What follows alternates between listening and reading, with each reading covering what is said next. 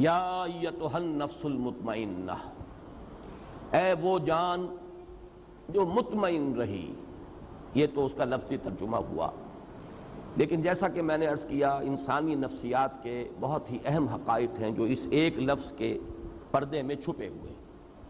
یہ وہ مضامین ہیں جو میں نے اپنے درس کے دوران مختلف مواقع پر بیان کیے ہیں، لیکن جیسے میں نے اس سال اپنے تنظیم اسلامی کے سالانہ اجتماع میں بھی اور انجمن کے محاضرات میں بھی کوشش کی کہ بعض جو بنیادی اور اہم مضامین ہیں ہمارے دین کے اور قرآن حکیم کے جو بنیادی تھیمز ہیں ان پر میں نے اپنی سوچ کو اپ ڈیٹ کیا، اور آخری جو نتائج ہیں آج کی تاریخ تک وہ میں نے گویا کہ کوشش کی کہ میں انہیں ایک ترتیب کے ساتھ بیان کروں.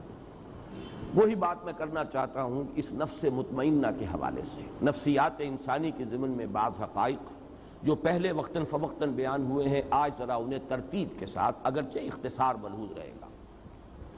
سب سے پہلے یہ نوٹ کیجئے کہ نفس کا لفظ قرآن مجید میں 3 معنی میں آیا ہے. ایک اس کے معنی ہے کوئی شخصیت، مکمل شخصیت، کسی کی ذات پوری کی پوری ذات. اب شخصیت انسان کی بھی ہے اور ایک شخصیت، ایک ذات اللہ تعالیٰ کی بھی ہے.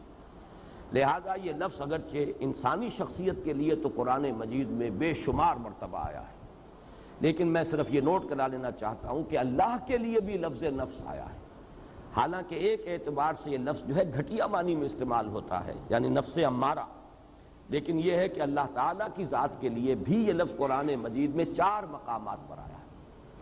کیونکہ اس سے مراد ہے ذات باری تعالیٰ، ایک پوری شخصیت، جس کو اقبال نے اپنے لیکچرز میں کہا ہے دی انفائنائٹ ایگو، وہ جو ایک خودی ہے. انائے کبیر وہ ایک ذات ہے، وہ ایک شخصیت ہے. وہ صرف کوئی وجود مطلق نہیں ہے، وہ صرف کوئی روح کائنات نہیں ہے، وہ صرف کوئی بے جان مادہ نہیں ہے، بلکہ ایک شخصیت ہے، ایک ذات ہے، مکمل شخصیت، مکمل ذات. انائے کبیر وہ جو انفائنائٹ ایگو ہے. چنانچہ یہ نوٹ کر لیجئے سورہ آل عمران کی آیات نمبر 28 اور نمبر 30 میں 2 مرتبہ یہ الفاظ آئے وَيُحَذِّرُكُمُ اللَّهُ نَفْسَهُ، اللہ ڈراتا ہے تمہیں اپنی ذات سے، یعنی اللہ کی ذات سے. اللہ تعالیٰ تمہیں ڈرا رہا ہے کہ اس سے ڈرو، مجھ سے ڈرو. یہاں پر اللہ کی ذات کے لیے 2 مرتبہ نفس کا لفظ آیا وَيُحَذِّرُكُمُ اللَّهُ نَفْسَهُ. اسی طریقے سے سورہ انعام میں بھی 2 جگہ پر، آیت نمبر 12 ہے اور آیت نمبر 54.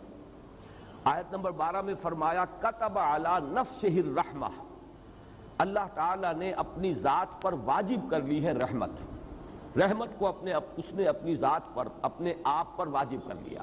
یہ میں اس لیے مثال دے رہا ہوں کہ اپنا آپ، اپنی ذات، اس کے لیے انسانوں کے لیے تو بے شمار مرتبہ لفظ نفس آیا ہے قرآن مجید میں، لیکن ذات باری تعالیٰ کے لیے بھی لفظ نفس کا اطلاق 4 جگہ ہے. سورہ انعام کی آیت نمبر 54 میں فرمایا کتب ربکم علی نفسہ الرحمہ، تمہارے رب نے اپنی ذات پر، اپنے آپ پر رحمت واجب کر لی، لکھ لی. تو یہ 4 مقامات ہیں قرآن مجید کے جن میں ذات باری تعالیٰ پر بھی لفظ نفس کا اطلاق ہے. اور ایک اس وقت ذہن میں آیا ہے کہ یہ نوٹ کرا دوں کہ یہ اصول میں نے بارہا عرض کیا ہے کہ اہم مضامین قرآن مجید میں 2 دفعہ ضرور آتے ہیں. اب دیکھیے یحذرکم اللہ نفسہ 2 جگہ آ گیا ایک ہی صورت میں سورہ آل عمران میں. کتب علی نفسہ الرحمہ یا کتب ربکم علی نفسہ الرحمہ، یہ بھی 2 مرتبہ آ گیا سورہ انعام میں.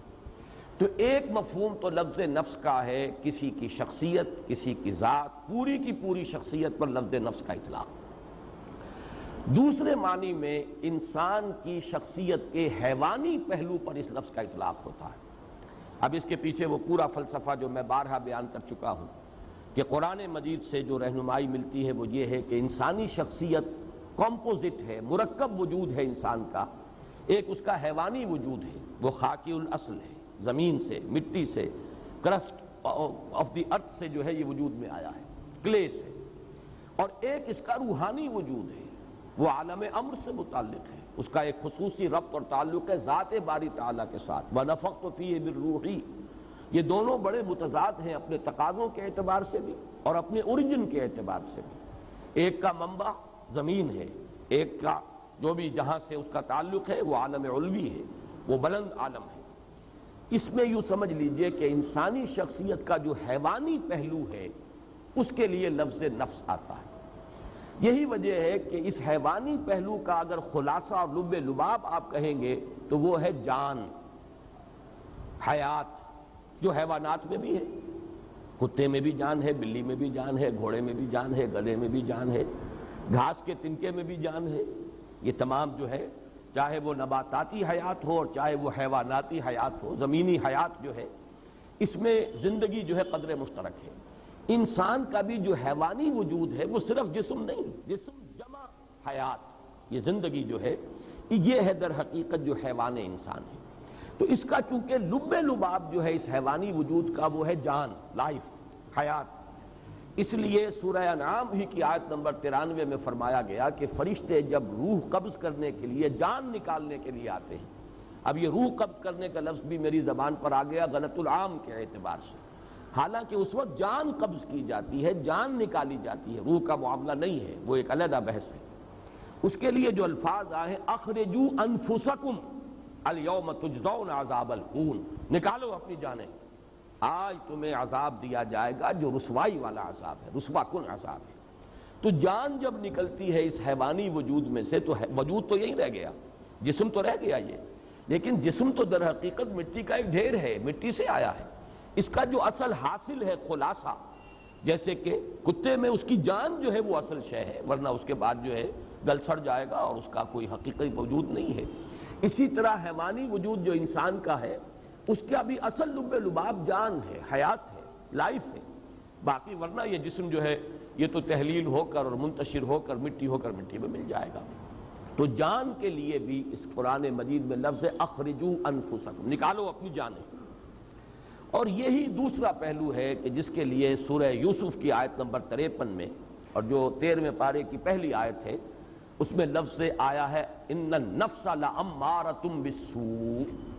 چونکہ یہ حیوانی وجود ہے انسان کا، تو جو حیوانی جبلتیں ہیں، جو اینیمل انسٹنکٹس ہیں، جو محرکات عمل ہے حیوانی، وہ سب کے سب اس کے ساتھ متعلق ہیں۔ یہ ہمارے حقیقی وجود کا ایک رخ ہے، ایک پہلو ہے۔ یہ آدھا وجود ہے انسان کا جو حیوانی وجود ہے، اس اعتبار سے اس کے لیے نفس کا لفظ آیا، لیکن نفس کے ساتھ صفت آئی ان النفس لامارۃ بالسوء، جس کے لیے کہ ہمارے ہاں عام طور پر، خاص طور پر صوفیانہ لٹریچر میں نفس امارہ کا لفظ استعمال ہوتا ہے، حالانکہ قرآن مجید میں یہ ترکیب اس طور سے نہیں آئی، النفس الامارہ یہ لفظ نہیں آیا، ان النفس لامارۃ بالسوء، یعنی یہ جو حیوانی نفس ہے انسان کا یہ تو لازماً برائی کا حکم دے گا۔ کیوں دے گا؟ اس لیے کہ یہ اینیمل انسٹنکٹس جو ہیں یہ بلائنڈ ہیں۔ انسان کو بھوک لگتی ہے، پیٹ کھانے کو مانگتا ہے، اسے اس سے غرض نہیں ہے کہ وہ حلال کھانا کھا رہا ہے یا حرام کھا رہا ہے، اسے تو اپنی بھوک کی سیٹسفیکشن درکار ہے۔ پھر یہ کہ وہ فی نفسہ ہی وہ گوشت جو ہے چاہے بکری کا ہے اور چاہے وہ سور کا ہے، نفس کو تو اس سے بھی تعلق نہیں۔ پھر بکری کا بھی ہے تو حلال ذریعے سے کمایا گیا یا حرام ذریعے سے کسی کی جیب کاٹ کر جا کر بکری کا گوشت خرید لیا گیا، ان چیزوں سے نفس کو بحث نہیں۔ اسے تو جو بھی ٹینشن اندر ڈیولپ ہو جاتا ہے، بھوک کا ٹینشن انسانی نفس کے اندر، اسے اپنی تسکین چاہیے اور وہ تسکین پیٹ کو بھرو۔ اسی طرح شہوت ہے، جنسی جذبہ ہے، وہ تو اپنی تسکین چاہتا ہے، گریٹیفیکیشن چاہتا ہے، اسے اس سے غرض نہیں حرام راستے سے ہو، حلال راستے سے ہو، برائی سے ہو، بھلائی سے ہو، جائز سے ہو، ناجائز سے، اسے اس کی کوئی غرض نہیں۔ تو یہ جو انسان کے جو حیوانی جبلتیں ہیں، حیوانی انسٹنکٹس ہیں، یہ جو اس کے محرکات عمل ہے حیوانی، یہ رجحانات و میلانات جو حیوانی ہیں، یہ چونکہ اندھے ہیں، انہیں خیر اور شر اور انہیں حلال و حرام اور جائز و ناجائز سے بحث نہیں ہے، لہذا ان کے لیے فرمایا گیا یہ تو برائی کا حکم دیں گے۔ پھر ان کے اندر بعض وہ جبلتیں بھی ہیں، جیسے کہ ایڈلر نے جس کو کہ آئیڈینٹیفائی کیا، دی ارج ٹو ڈومینیٹ، انسان چاہتا ہے کہ غلبہ حاصل کرے، دوسروں پر تفوق، حب تفوق۔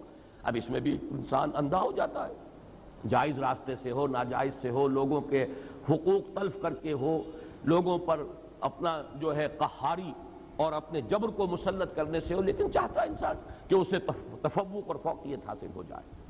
یہاں یہ نوٹ کر لیجئے کہ در حقیقت جدید نفسیات جو ہے وہ انسانی شخصیت یا نفسیات انسانی کے صرف اس پہلو سے بحث کرتی ہے، کیونکہ روحانی وجود اس کے دائرہ تحقیق و تفتیش سے خارج ہے، نظر آنے والا وجود یہی ہے، ایکسپیریمنٹ کا اگر موضوع بن سکتا ہے یہی وجود بن سکتا ہے. آج کل کی سائیکالوجی جو ہے وہ ایکسپیریمنٹل سائیکالوجی ہے، وہ اس کی اساس فزیولوجی پر ہے.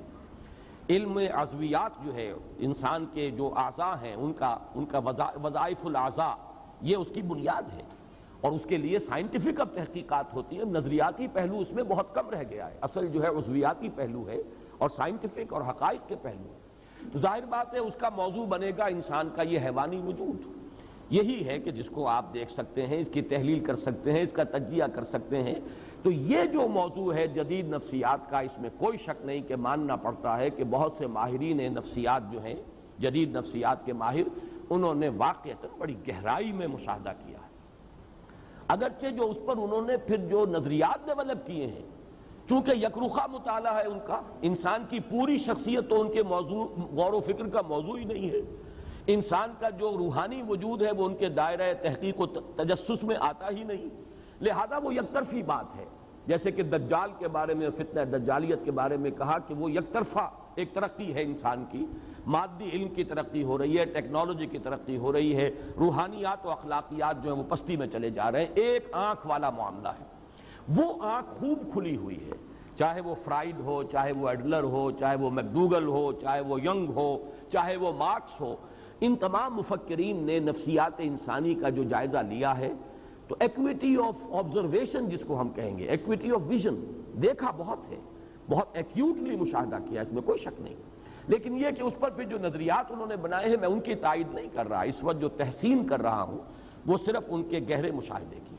لیکن یہ کہ یہ بات نوٹ کر لیجئے کہ ان کا یہ سارا مطالعہ انسان کی حیوانی نفسیات سے متعلق ہے. انسان کی اصل انسانی نفسیات جن کو ہم کہہ سکتے ہیں کہ وہ انسان کے روحانی وجود سے متعلق ہیں، اس کے ضمن میں وہ در حقیقت ان کی تحقیق اور جستجو کا میدان ہے ہی نہیں. اب تیسری بات نوٹ کیجئے کہ اصلاً اسلام اور قرآن نے جو ہدایت ہمیں دی ہے اس کے بارے میں پہلی بات تو میں عرض کر چکا ہوں کہ یہ کمپوزٹ وجود ہے، حیوانی وجود اور ایک روحانی وجود. لیکن قرآن سے ہمیں یہ معلوم ہوتا ہے کہ ایک حقیقت اور ہے انسان کے اندر جو ان دونوں کے بین بین ہے.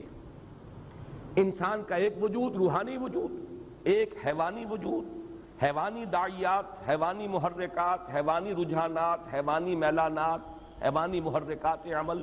روح اس کے تقاضے، اس کی پل، وہ بلندی کی طرف لے جانا چاہتی ہے انسان کو، یہ پستی کی طرف لے جانا چاہتے ہیں انسان کو. لیکن ان دونوں کے مابین ایک پل اپورڈ ہے، ایک پل ڈاؤن ورڈ ہے. دونوں کے مابین ایک اور لطیف حقیقت ہے انسانی وجود کی جس کو کہا جاتا ہے قلب. اب یہ لطیف حقیقت کا جو لفظ میں نے استعمال کیا ہے، صوفیہ اسی کو استعمال کرتے ہیں، لطائف.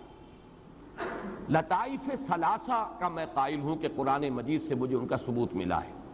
بعض صوفیہ نے لطائف خمسہ، لطائف ستہ، وہ اور بھی کچھ چیزیں ہیں کہ جن پر گفتگو کی ہے. لیکن بہرحال میں یا تو یہ کہ یہ سمجھ لیجئے کہ میں اپنے قصور فہم کا اعتراف کر رہا ہوں.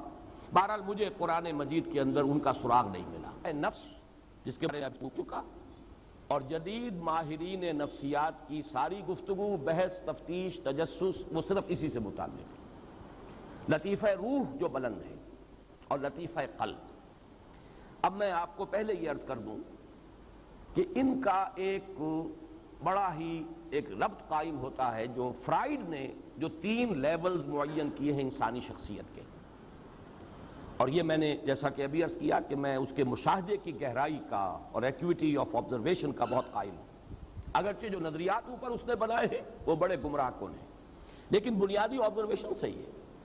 انسانی نفس میں اس کے محرکات کے اعتبار سے 3 لیولز آئیڈینٹیفائی کیے فرائیڈ نے. لوئسٹ ہے اڈ اور لیبیڈو. اڈ یا لیبیڈو یہ کیا ہے؟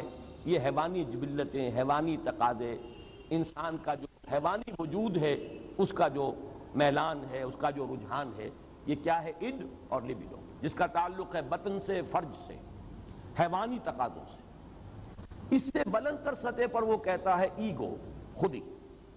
کوئی اور شے ہے جو کنٹرول کرتی ہے لیبیڈو کو، اڈ کو، لیبیڈو کو کنٹرول کرنے والا کوئی ہے انسان کے اندر جس کو وہ ایگو سے تعبیر کرتا ہے. اور اس سے اوپر ایک اور شے کو آپ نے مشاہدہ کیا اور اس کو وہ تعبیر کرتا ہے سپر ایگو.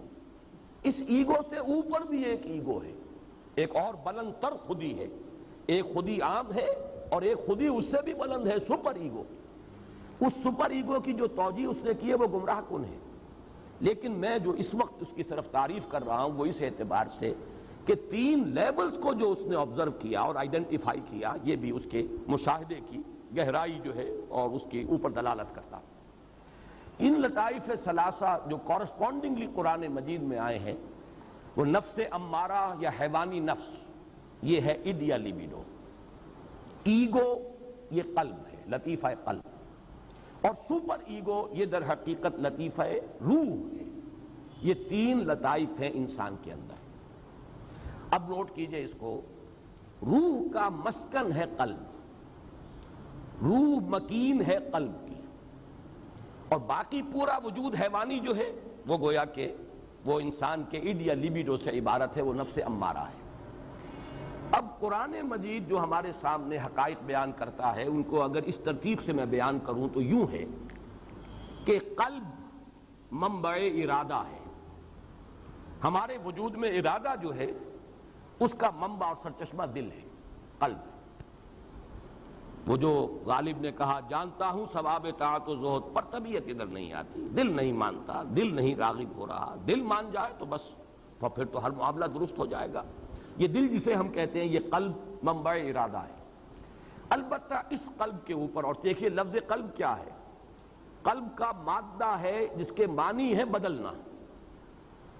جیسے اس دل کو میں نے بار عرض کیا ہے، یہ ہمارے جسم کا ایسا عضو ہے، یہ قلب، اسے کبھی آرام نہیں ہے، باقی تمام اعضاء کو آرام ملتا ہے، ہمارے تمام خلیات جو ہیں انہیں آرام ملتا ہے، دماغ بھی آرام کرتا ہے، کم سے کم 2-3 گھنٹے سوتا ہے، نہ خواب دیکھتا ہے نہ کچھ اور سوچتا ہے، لیکن یہ کہ اس کے بعد اس کا آرام پورا ہو جاتا تو خواب دیکھنا شروع کر دیتا۔ آپ سو رہے ہیں لیکن خواب دیکھ رہا ہے، وہ دماغ چل پڑا اس کی مشین، لیکن کچھ عرصہ اسے آرام کا درکار ہے، سوائے اس قلب کے کہ اس کے آرام کا مطلب موت ہے، فزیکل ڈیتھ۔ لہذا یہ ہر وقت کبھی سکڑ رہا ہے اور کبھی وہ پھیل رہا ہے، اس کے لیے ہر وقت تبدیلی کی کیفیت ہے، تو اس سے بھی ایک اس کے لفظ کا مناسبت قائم ہوتی ہے اس کی حقیقت کے ساتھ۔ اس قلب کے اوپر 2 اثرات پڑتے ہیں، ایک طرف روح کے اثرات پڑ رہے ہیں اور دوسری طرف نفس امارہ کی پل ہے اس پر، اور اس کو صحیح تر تعبیر کریں گے ہم ایمانی حقائق کی روشنی میں کہ یہ قلب جو ہے اس کے اندر روح انسانی ہے، جو روح ربانی ہے حقیقت کے اعتبار سے، نفخت فیہ من روحی۔ یا تو یہ قلب جو ہے شفاف آئینے کے مانند ہوتا ہے جس میں سے اس روح کے انوار چھن چھن کر پورے وجود کو نورانی بنا دیتے ہیں۔ نفس امارہ کی گرفت نہیں ہے قلب پر، بلکہ جو انوار روح ہیں، روح کے انوار وہ قلب کے آئینے میں سے، شفاف آئینے میں سے چھن چھن کر باہر آ رہے ہیں اور پورے وجود کو منور کر دیا ہے۔ یا یہ ہے کہ اِڈ یا لیبیڈو، نفس امارہ کا اتنا تسلط ہو گیا ہے قلب پر، اس کی شہوت، اس کی خواہشات، اس کی دنیاوی جو تمنائیں اور آرزوئیں ہیں، طول عمل ہے، اس سب نے اس قلب کو سیاہ کر دیا، یا جیسے حدیث میں آتا ہے قلب کو بند کر دیا۔ حضور نے باقاعدہ مٹھی بند کی۔ انسان جب گناہ کرتا ہے تو ایک داغ پڑ جاتا ہے، پھر گناہ کرتا ہے پھر دوسرا داغ پڑ گیا، توبہ کرتا ہے تو دھل جاتا ہے داغ، توبہ نہیں کرتا تو داغ پر داغ، یہاں تک کہ اسے ہم یہ بھی کہہ سکتے ہیں کہ وہ سیاہ ہو جاتا ہے۔ اگر سیاہ ہو گیا ہے تو اب روح جو ہے اندر دفن ہو گئی، اس کا نور اب نکل کر وجود انسانی میں سرایت نہیں کر سکتا۔ اب یہ ظلمت ہی ظلمت ہے، تاریکی ہی تاریکی ہے، وجود حیوانی جو ہے اس کے اندر اب کوئی نورانیت باقی نہیں رہے گا۔ یہ ہے وہ کیفیت جس کو حضور نے فرمایا پھر دل بند ہو جاتا ہے، اور اسی کو قرآن کہتا ہے ختم اللہ علی قلوبہم وعلی سمعہم، جب کسی تھیلی کو بند کر دیتے ہیں تو اوپر مہر لگا دیتے ہیں، اب کوئی شے اس میں نہ نکلے گی نہ اس کے اندر داخل ہوگی۔ تو دل میں سے نہیں نکل سکتے انوار روح کے، اور دل میں داخل نہیں ہو سکتی کوئی نصیحت، کوئی موعظت، اس لیے کہ مہر لگ چکی ہے۔ یہ کیفیت کیا ہے؟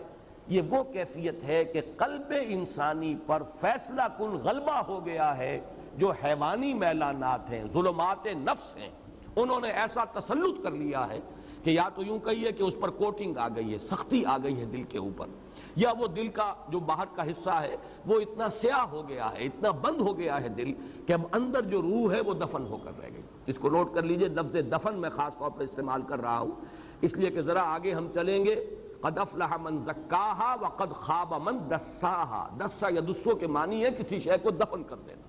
یہ لفظ آگے آ جائے گا. اب تیسری ہی صورت ہے، بلکہ اگلے ہفتے انشاءاللہ ہفتے کو ہم یہ سورۃ الشمس پڑھیں گے. اور یا پھر دوسری شکل ہے جو میں نے عرض کیا کہ اگر آئینہ قلب صاف اور شفاف ہے تو روح کے انوار اس میں سے نکل رہے ہیں اور اس نے پورے وجود حیوانی کو منور کر دیا ہے. یہ ہیں دو ایکسٹریم کنڈیشنز. اس دوسری کنڈیشن کی ایکسٹریم صورت جو ہے وہ ہے شخصیت محمدی صلی اللہ علیہ وسلم. یہ نہیں تھا کہ آپ کے ساتھ نفس تھا نہیں، یہ نہیں تھا کہ آپ کے اندر جو ہے جسمانی تقاضے تھے نہیں، یہ نہیں تھا کہ آپ کو بھوک نہیں لگتی تھی یا آپ کے اندر جو ہے وہ جنسی تقاضا نہیں، سب تھے. لیکن یہ کہ اس سب کے اوپر روح محمدی کے انوار ایسے فیصلہ کن طور پر غالب ہو چکے تھے کہ پورا وجود نورانی ہو چکا تھا. اس اعتبار سے حضور کو اگر نور مجسم کہا جائے تو مجھے کوئی اعتراض نہیں. اس معنی میں وہ جس کو آگے بڑھا کر جو فلسفے اس پر ایجاد کر لیے گئے وہ علیحدہ شے ہے، لیکن اس معنی میں کہ روح محمدی صلی اللہ علیہ وسلم اتنی اس کی نورانیت قوی ہے اور جو نفس ہے وہ حضور نے اس طور سے اس پر قابو پا لیا کہ روح کے انوار سے آپ کا پورا وجود جو ہے وہ منور ہو گیا. اس کے لیے سورہ نور کی وہ جو رکوع ہے 5واں رکوع، اس میں جو تعبیر آئی ہے اسے ذہن میں تازہ کر لیجئے. نور علی نور، یہ تو انوار ہی انوار ہیں پورے وجود کے اندر. بتمام و کمال تو یہ ذات محمدی ہے صلی اللہ علیہ وسلم، لیکن یہ کہ اسی راستے پر چلنے والے اور بھی لوگ ہوں گے. نور کی انٹینسٹی تو وہ نہیں ہوگی جو نور محمدی کی ہے صلی اللہ علیہ وسلم، لیکن یہ کہ پورے وجود انسانی کا نورانی ہو جانا کم تر انٹینسٹی کے ساتھ، یہ بالکل معقول بات ہے، سمجھ میں آنے والی بات ہے. اور دوسری جو ایکسٹریم کیفیت ہے اس کے لیے ظلمات بعضها فوق بعض، تاریکیوں پر تاریکیاں. نور جو ہے روح کا وہ تو دفن ہو چکا، اس کے اوپر تو قلب کے اوپر کرسٹ آ چکا، سختی آ چکی. ثم قست قلوبکم فہی کالحجارۃ او اشد قسوہ، پتھر سے زیادہ سخت ہو چکے. یا آئینہ قلب سیاہ ہو چکا، زنگ آ چکا. کلا بل ران علی قلوبہم ما کانوا یکسبون، یہ سورہ مطففین میں ہم پڑھائے ہیں. یا حضور نے جیسے فرمایا کہ دل بند ہو گیا، اب اس پر مہر کر دی گئی.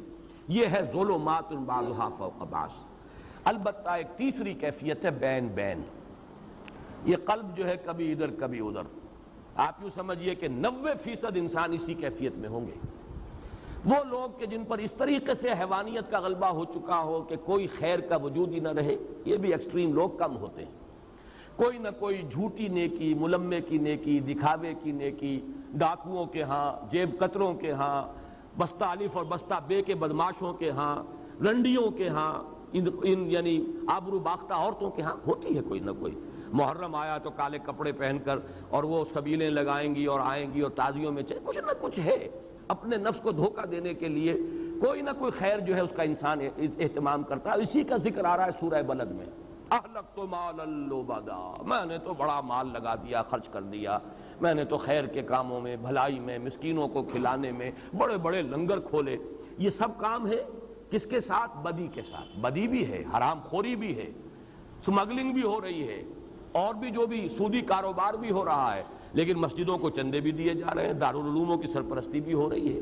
تو اکثر و بیشتر آپ کو ملے گا گڈمڈ معاملہ کہ کچھ نیکی کی طرف بھی ہے اور کچھ بدی کی طرف بھی ہے. یہ ہے جس کو قرآن تعبیر کرتا ہے نفس لوامہ.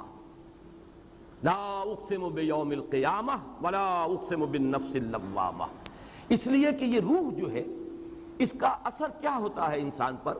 یا تو مثبت اثر ہے، نیکی کی طرف کھینچتی ہے، اس لیے کہ اس کا منبع جو ہے وہ خیر کل ہے، ذات باری تعالیٰ سے اس کا تعلق ہے تو خیر کی طرف بلائے گی. دوسرے یہ، اور اسی اعتبار سے مغرب کے فلسفے میں ڈیوائن سپارک کا جو لفظ آتا ہے ادب میں، انسان کے اندر ایک روح ملکوتی ہے، ایک شعلہ ملکوتی ہے. حیوانات سے ممتاز ہو جاتا ہے انسان اس اعتبار سے کہ انسان کے اندر ایک شعلہ ملکوتی موجود ہے، ڈیوائن سپارک موجود ہے. حیوان کوئی ایسا نہیں ہوگا، کوئی کتا اپنی ہڈی پر دوسرے کتے کو بس پڑتے نہیں آنے دے گا.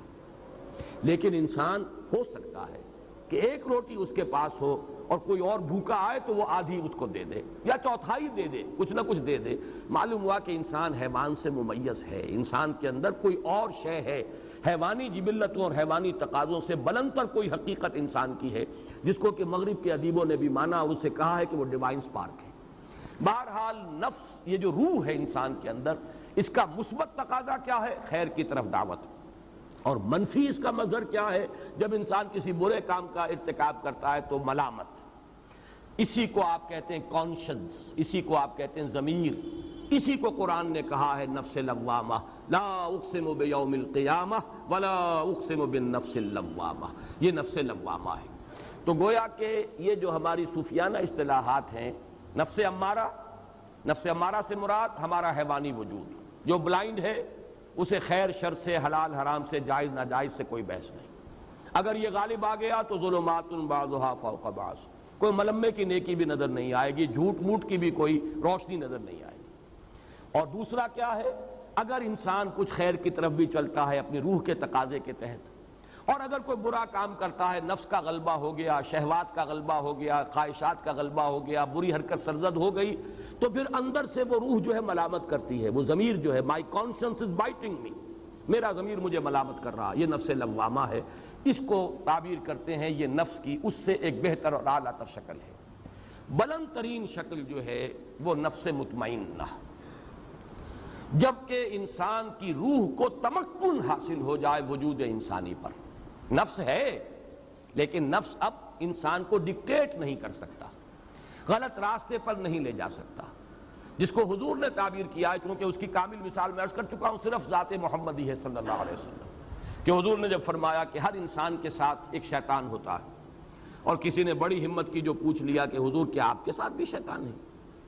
آپ نے فرمایا ہاں ہے، لیکن میں نے اسے مسلمان کر لیا، یعنی وہ شیطان بھی ہے، وہ نفس بھی ہے، لیکن میں نے اسے مسلمان کر لیا، میرا اس کے اوپر کنٹرول ہے، میں قابو یافتہ ہوں، اور جب قابو یافتہ ہوں تو میری روح جو ہے اس کے انوار میرے پورے وجود کو منور کیے ہوئے ہیں۔ یہ ہے وہ کیفیت جس کو نفس مطمئنہ۔ یہاں اب میں چاہتا ہوں کہ اس کے ساتھ دوسرا لفظ اب ایڈ کریں، مطمئنہ سے مراد کیا ہے؟ یا ایتھا النفس المطمئنہ۔ ابھی تک میں نے عرض کیا ہے کہ نفس کا لفظ مکمل شخصیت کی توجیہ کے لیے بھی آتا ہے، تعبیر کے لیے۔ نفس ہمارے صرف حیوانی وجود کے تقاضے کے لیے بھی آتا ہے، جس کا خلاصہ اور لب لباب ہے ہماری جان، اور اسی معنی میں وہ نفس امارہ کا لفظ استعمال ہوتا ہے۔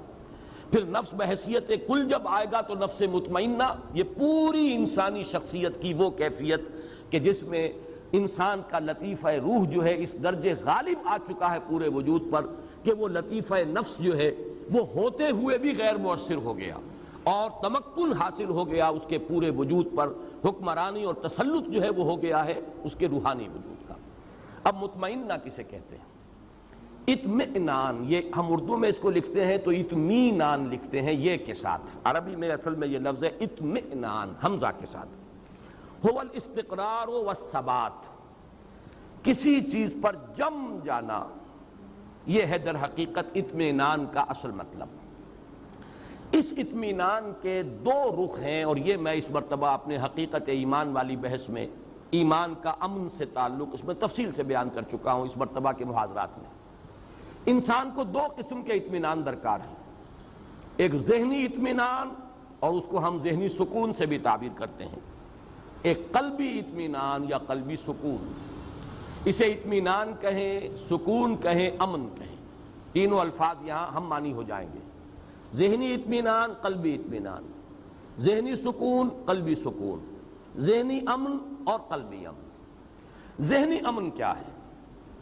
اس کائنات کے جو اصل بنیادی حقائق ہیں ان پر انسان کا دل ٹھک جائے، اللہ ہے، ہست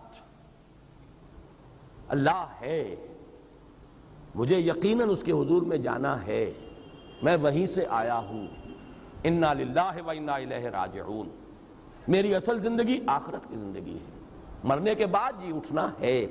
یہ جب ہے ہو جاتا ہے، اب اس میں شکوک نہ رہے، شبہات نہ رہے، وہ بات نہ ہو کہ ان نظن الا ظنا وما نحن بمستيقنين، گمان سا تو ہوتا ہے لیکن یقین نہیں ہوتا، یہ نہیں، بلکہ جسے کہا گیا سورہ حجرات میں انما المؤمنون الذين آمنوا بالله ورسوله ثم لم يرتابوا، پھر شک ہرگز نہ کرے۔ یہ ہے ذہنی اطمینان، انسان کو معلوم ہے میں کہاں سے آیا ہوں، کہاں جا رہا ہوں، مبدأ و معاد، جس کے لیے میں نے وہ شعر سنایا بارہا کہ اگر یہ انسان کو معلوم نہیں تو اس کی مثال اس بے لنگر کے جہاز کی سی ہے۔ ایک ایسا مسافر جسے یہی معلوم نہیں میں چلا کہاں سے تھا، میرا گھر کہاں ہے اور جا کہاں رہا تھا، جس کی یادداشت کہیں میموری جو ہے اس کی کہیں اثناء سفر میں اس کی زائل ہو گئی، اسے یاد ہی نہ رہا۔ اس کی کیفیت کیا ہے؟ نہ ہاتھ باغ پہ ہے نہ پا ہے رکاب میں۔ البتہ یہ کہ وہ رخش عمر جو ہے وہ چل رہی ہے، رو میں ہے رخش عمر، کہاں دیکھیے تھمیں کیا معلوم کہاں جا کے رک جائے گی۔ یا جس کی بہتر تعبیر یہ ہے کہ نہ ابتدا کی خبر ہے نہ انتہا معلوم، رہا یہ وہم کہ ہم ہیں سو یہ بھی کیا معلوم۔ یہ اسکیپٹسزم ہے، ایگنوسٹسزم ہے، لا ادریت ہے، ارتیابیت ہے، اس شکوک ہیں، شبہات ہیں، کسی شے پر یقین نہیں۔ یہ ذہنی خلجان ہے انسان کا۔ اور قلبی اطمینان کیا ہے؟ قرآن مجید کی اصطلاح میں اس کا نام ہے زوال خوف و حزن۔ نہ خوف رہے نہ حزن رہے۔ کچھ نہیں ہوگا جب تک کہ اللہ کا اذن نہ ہو، وہ میرا مولا ہے، ہوا مولانا، تو کس بات کا خوف؟ جو ہوگا خیر ہوگا، اس لیے کہ بیدک الخیر، اللہ کے ہاتھ میں خیر ہی خیر ہے، تو ڈر کس کا؟ اور جو کچھ ہوا اس کے کیے سے ہوا، اس کے فیصلے سے ہوا، اس میں یقیناً خیر ہے۔ راضی برضائے رب، اللہ کی رضا پر انسان راضی ہے۔ زوال خوف و حزن یہ ہے قلب کا اطمینان۔ تو نفس مطمئنہ اصل میں اسے کہا جائے گا، یہ در حقیقت معرفت اور ایمان ہی کی انٹینسٹی کا نام ہے۔ اسی کے لیے دوسری اصطلاح احسان ہے۔ احسان اس کا عملی پہلو ہے، اور اس کی داخلی کیفیت جو ہے وہ اطمینان والی، ذہن بھی مطمئن اور دل ٹھکا ہوا، دل بھی قائم۔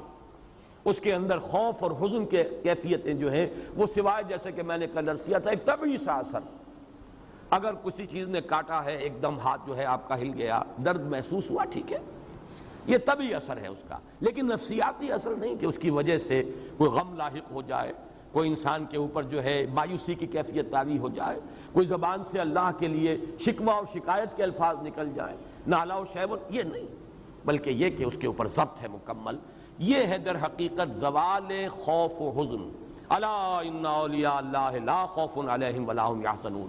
تو اب یوں سمجھیے کہ لفظ احسان، لفظ مرتبہ ولایت، الا ان اولیاء اللہ لا خوف علیہم ولا هم یحزنون، یہ دونوں مساوی ہیں نفس مطمئنہ کی۔ جو کیفیت اس لفظ احسان میں ہے، جو کیفیت مرتبہ ولایت کی ہے، وہی نفس مطمئنہ ہے۔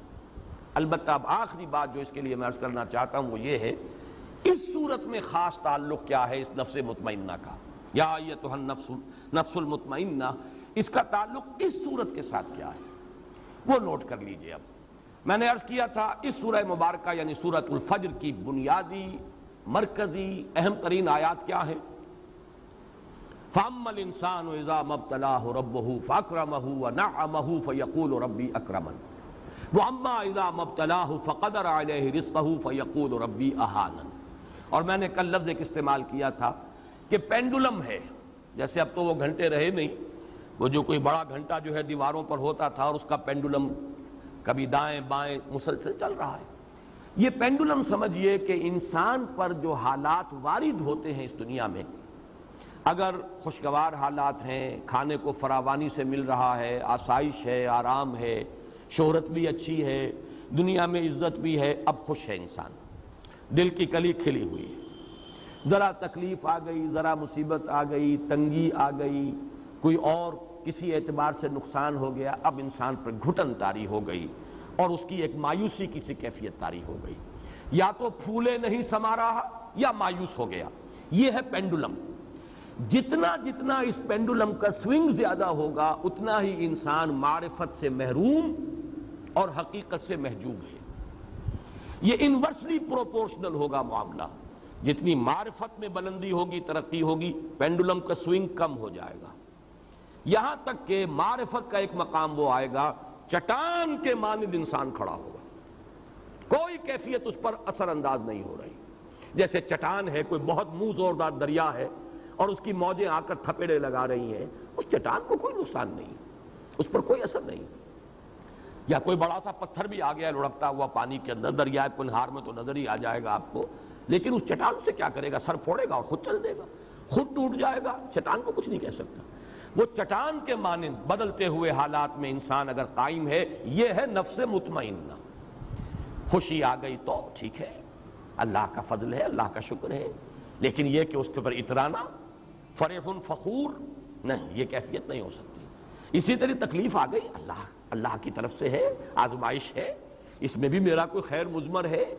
اگر کوئی عزیز فوت ہو گیا، اللہ کی شے تھی، اللہ نے لے لی، جیسے کہ میں نے کئی مرتبہ آپ کو سنایا، میرے والد مرحوم نے اپنا مشاہدہ بیان کیا، حالانکہ وہ کوئی زیادہ مذہبی شخصیت نہیں تھے، خاص طور پر یہ تصوف کے کوچے میں ان کا کوئی بھی ان کا گزر نہیں تھا، لیکن ایک بزرگ تھے ہمارے حصار میں، جو میرا قصبہ ہے، ذاتی میری پیدائش کا مقام بھی ہے، اور وہیں تقریباً یوں سمجھیے کہ زندگی کے 15 برس گزرے ہیں۔ تو وہاں ایک بزرگ تھے مظفر علی خان، اور ان کے پھر یہ جو خلیفہ تھے عبد الصمد خان، وہ ہیں جو رینالہ خرد میں دفن ہیں، اور جن کے نام کی تختی لگی ہوئی ہے، مسلم مسجد کا سنگ بنیاد انہوں نے رکھا تھا۔ ان کے جو بزرگ تھے، ان کے جو مرشد تھے مظفر علی خان، ان کا مشاہدہ والد صاحب نے خود بتایا ہے۔ 1919 میں غالباً کوئی پلیگ آئی تھی یا کوئی بہت بڑا انفلوئنزا آیا تھا، بڑی ایک وبائی کیفیت تھی۔ 2 جوان بیٹے ان کے، اور یہ کیمبل پور کی طرف کے پٹھان تھے، یعنی سرخ و سفید رنگت کے بڑے خوبصورت 2 بچے، ایک دن ایک گیا، اگلے دن دوسرا گیا۔ والد صاحب کہتے ہیں کہ میں ان کے پاس گیا ہوں، خیال تھا یہ کہ کچھ دیکھیں گے، لوگ تعزیت کر رہے ہوں گے، لیکن ان کا چہرہ جیسے ہمیشہ دمکتا ہوا ہوتا تھا ویسے ہی دمکتا ہوا اس دن بھی تھا۔ کوئی تعزیت کرتا تھا تو کہتے بھائی ٹھیک ہے، کوئی بات نہیں، اللہ کی چیز تھی، اللہ نے لے لی، وہ کہیں ختم تو نہیں ہو گئے، اللہ کے ہاں چلے گئے ہیں۔ یعنی یہ کہ موت زندگی کا وقفہ ہے، یعنی آگے بڑھیں گے دم لے کر، جہاں میں اہل ایمان صورت خورشید جیتے ہیں، ادھر ڈوبے ادھر نکلے، ادھر ڈوبے ادھر نکلے، فرق کیا ہے؟ آپ کا بچہ امریکہ چلا گیا ہے، آپ کو کوئی رنج اور افسوس تو نہیں ہوتا؟ اسی طریقے سے اگر بچہ فوت ہو جائے تو وہ کہیں ختم تو نہیں ہو گیا، وہ چلا گیا ایک دوسرے عالم میں منتقل ہو گیا۔ صرف یہ کہ امریکہ اسی عالم کی ایک جگہ ہے اور وہ عالم دوسرا ہے، وہ انسین ہے، وہ ہمارے لیے اس وقت غیب کے پردے میں جو ہے وہ مستور ہے۔ یہ کیفیت ہے اصل میں نفس مطمئنہ۔ میں اس کے لیے آج 4 آیتیں آپ کو سنانا چاہتا ہوں۔ یہ پینڈولم کا سوئنگ جو ہے اس کو ذہن میں رکھیے۔ سورہ بنی اسرائیل کی آیت نمبر 83، وَإِذَا أَنْعَمْنَا عَلَى الْإِنسَانِ أَعْرَضَ وَنَأَىٰ بِجَانِبِهِ، جب ہم اس انسان پر نعمتوں کی بارش کرتے ہیں تو اعراض کرتا ہے، ہمیں بھول جاتا ہے، پہلوت ہی کر جاتا ہے۔ وَإِذَا مَسَّهُ الشَّرُّ كَانَ يَئُوسًا، اور جب کوئی تکلیف آتی ہے بالکل مایوس ہو کر، چرمر ہو کر رہ جاتا ہے کہ اب کوئی اس کی زندگی میں نہ کوئی عزم ہے نہ ارادہ ہے، کمر ہمت ٹوٹ گئی۔ یہ ہے وہ جو میں جس کو کہہ رہا ہوں پینڈولم کا سوئنگ۔ اسی طرح سورہ شورى میں فرمایا وَإِذَا أَذَقْنَا الْإِنسَانَ مِنَّا رَحْمَةً فَرِحَ بِهَا، جب ہم انسان کو اپنے پاس سے رحمت کا مزہ چکھاتے ہیں تو فرح فخور اتراتا ہے، پھولے نہیں سماتا۔ وَإِن تُصِبْهُمْ سَيِّئَةٌ فَإِنَّ الْإِنسَانَ كَفُورٌ، اور اگر کوئی برائی ان پر آ جاتی ہے تو پھر انسان ناشکرا، بھول جاتا ہے کہ ہم نے کبھی اس پر احسان بھی کیا تھا، کوئی نعمت بھی اسے دی تھی، بھول گیا اور بالکل ناشکرا ہو گیا۔ اسی طرح سورہ ہود میں فرمایا وَلَئِنْ أَذَقْنَا الْإِنسَانَ مِنَّا رَحْمَةً ثُمَّ نَزَعْنَاهَا مِنْهُ إِنَّهُ لَيَئُوسٌ كَفُورٌ، اگر ہم انسان کو اپنی طرف سے رحمت کا مزہ چکھاتے ہیں پھر سلب کر لیتے ہیں اس سے، وہ نعمت چھین لی، پھر وہ بالکل مایوس اور ناشکرا ہو کر رہ جاتا ہے۔ سورہ حامیم السجدہ میں فرمایا لا يسأم الانسان من دعاء الخیر وان مسه الشر فیئوس قنوط، انسان خیر کی طلب میں تو لگا ہی رہتا ہے، مانگتا ہی رہتا ہے اللہ تعالیٰ سے، لیکن اگر کہیں تکلیف آ گئی تو پھر وہ بالکل مایوس، یئوس فعول کے وزن پر بالکل مایوس، اور اسی میں آپ کو معلوم ہے اسی کیفیت میں بہت سے لوگ خودکشی کر جاتے ہیں۔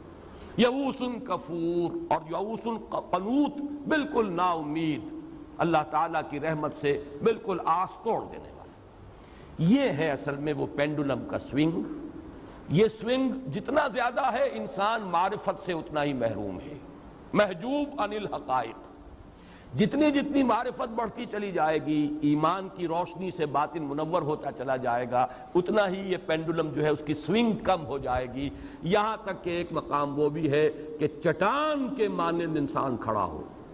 اگرچہ ہے تو وہ ایک گانا اور فلمی گانا، لیکن یہ کہ لا محالہ میرے ذہن میں وہ آ جایا کرتا ہے، اس لیے کہ غالباً وہ فلمی گانا نہیں ہے۔ ویسے یہ کہ پنکج ملک نے بھی گایا تھا اس کو اور مجھے وہ بہت پسند ہے۔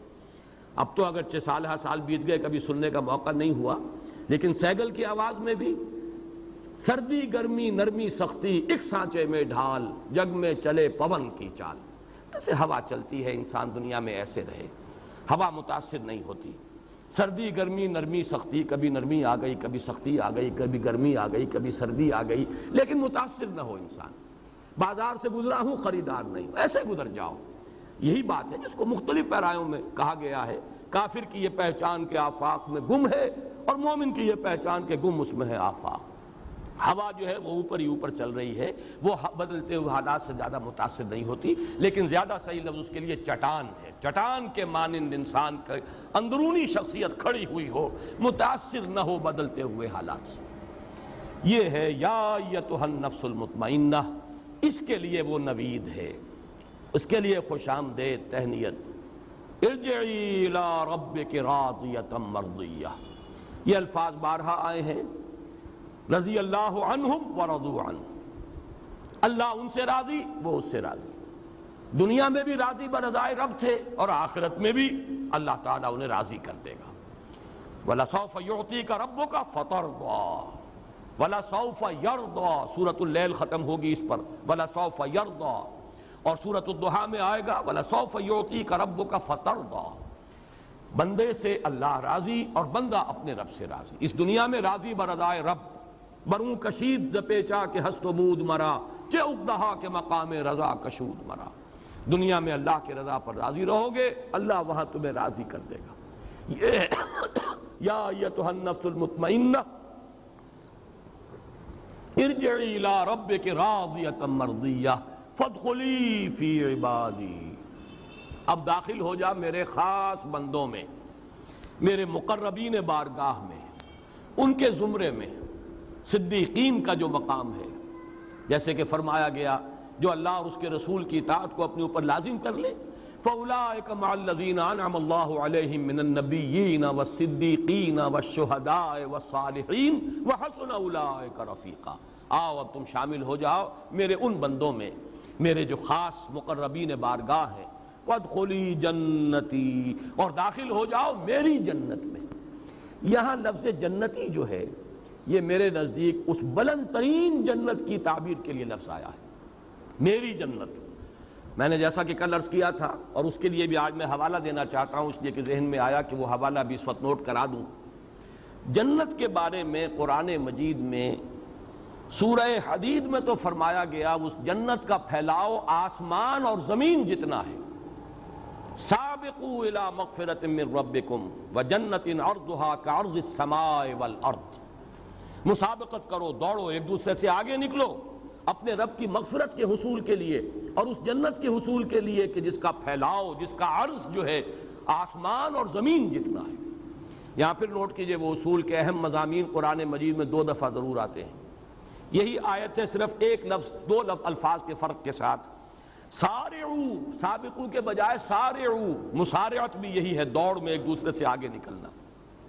سارعوا الی مغفرۃ من ربکم وجنۃ عرضھا السماوات والارض، آسمانوں اور زمین جتنا پھیلاؤ ہے جنت کا۔ فرق کیا ہے؟ وہاں ایک آسمان کی بات کی ہے، یہاں آسمانوں کی بات کی، تمام آسمانوں تک پھیلاؤ ہے جنت کا۔ اس سے میرے اس مضمون کی تائید ہوتی ہے جو میں نے کل عرض کیا تھا کہ وہ جنت زمین سے اور اس مقام تک سدرۃ المنتہا تک اس کے مراتب ہیں۔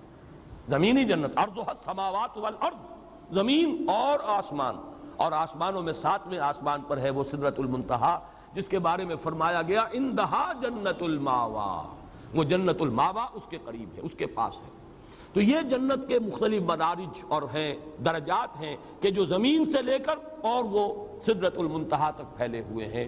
تو سارعوا الی مغفرۃ من ربکم وجنۃ عرضھا السماوات والارض، ایک دوسرے سے آگے نکلو، دوڑو، ایک دوسرے سے مسابقت کرو، مسارعت کرو اپنے رب کی مغفرت کے حصول کے لیے اور اس جنت میں داخلے کے لیے جس کا پھیلاؤ زمین سے آسمانوں تک ہے، جس کا عرض ہے آسمانوں اور زمین کو محیط۔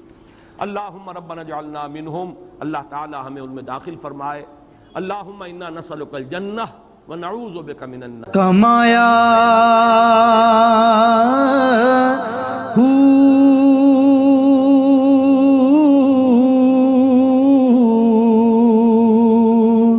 نہ ہاں میں بھج مسیتی وڑیا نا تسبیح